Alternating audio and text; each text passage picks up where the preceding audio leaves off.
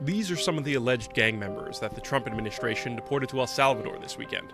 Just hours earlier, a federal judge ordered they be returned to the United States, rather than held in a notorious El Salvadoran prison with a track record of human rights abuses.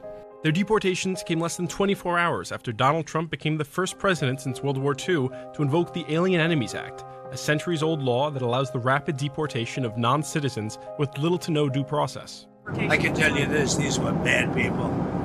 That was a bad group of, as I say, hombres. But many of the deported men lack criminal records in the United States, according to ICE, and the families of some of the men have told ABC News that their loved ones, who they fear have been deported to El Salvador, have never been associated with the Venezuelan gang Tren de Aragua or any other criminal organization. Ver que él no tiene récord, él no tiene nada, él nunca ha fachado nada, ni multa, ni infracción, absolutamente nada. Sources told ABC News that the Trump administration made a calculated decision to ignore a judge's directive to turn around two flights containing alleged members of Venezuelan gang Tren de Aragua. Their decision to ignore the ruling followed a chaotic 24 hours when the Trump administration raced to deport them before a federal judge could stop them. Here's what we know so far. On Friday, March 14th, Trump signed a proclamation invoking the Alien Enemies Act, arguing that Tren de Aragua is a hybrid criminal state invading the United States. The proclamation was not announced until the next day. At 2 a.m. on Saturday, March 15th, 5 Venezuelan men represented by the American Civil Liberties Union and Democracy Forward Foundation sued the Trump administration to prevent their imminent removals. Less than 10 hours after the lawsuit was filed, U.S. District Judge James Boasberg issued a temporary restraining order blocking the deportation of the 5 men. He set an emergency hearing at 5 p.m. that afternoon. Around 3:30 p.m., 2 buses allegedly carrying migrants depart the El Valle detention center in Raymondville, Texas. Jaime Diaz, a local immigration attorney, captures this video showing one of the buses departing the detention center. The White House issued a press release at 3:51 p.m.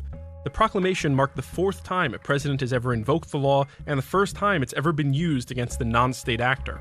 The administration is claiming that courts can't review anything of what they're doing. At 5 p.m., Judge Boasberg began an emergency hearing to consider extending his temporary restraining order to cover any non-citizen covered by Trump's proclamation. About 20 minutes later, he called a break in the hearing so lawyers with the Department of Justice could confirm whether the Trump administration is actively deporting non-citizens under the proclamation.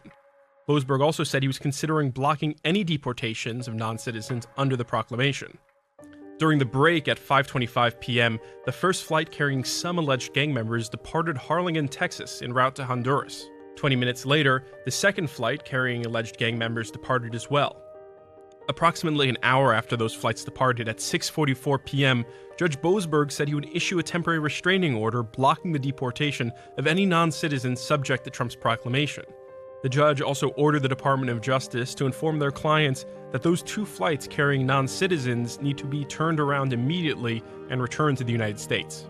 They needed to be brought back, and the judge absolutely had authority to do that. Despite the order to turn the flights around, the first flight that departed Texas landed in Honduras at 7:26 p.m., 45 minutes after the judge's directive to turn the flights around. The second flight arrived at 8:10 p.m. Approximately an hour later at 9 p.m., the Trump administration filed a notice of appeal to challenge Boasberg's temporary restraining order. 2 hours later, both flights departed Honduras for El Salvador by 11:43 p.m. By 12:18 a.m., both flights landed in El Salvador, and sometime overnight, over 230 alleged members of Tren de Aragua were transferred from U.S. custody to El Salvador's terrorism confinement center. DOJ lawyers later argued that they deported some gang members pursuant to the declaration before the judge issued his order. Each flight, though, was in the air at the same time Judge Boasberg ordered the flights be turned around. As questions about the Trump administration's compliance with the order lingered overnight, Salvadoran President Nayib Bukele shared a New York Post story that morning about Boasberg's order, writing, "Oopsie, too late." When asked about the deportations on Sunday night, President Trump defended the move by arguing that the United States is being invaded by Tren de Aragua. They invaded our country. So this isn't, in that sense, this is war. During a court hearing on Monday, DOJ lawyers refused to provide any additional information about the deportations. This administration acted within the confines of the law, again, within the president's constitutional authority and under the authority granted to him under the Alien Enemies Act. We are quite confident in that. While the Trump administration has insisted that the men are violent criminals, a top ICE official has acknowledged in a sworn filing that many of the men lacked criminal records and were deported on the belief that they might be terrorists. Family members of some of the men have told ABC News that their loved ones, who they fear have been deported to El Salvador, have never been associated with Tren de Aragua or any other criminal organization.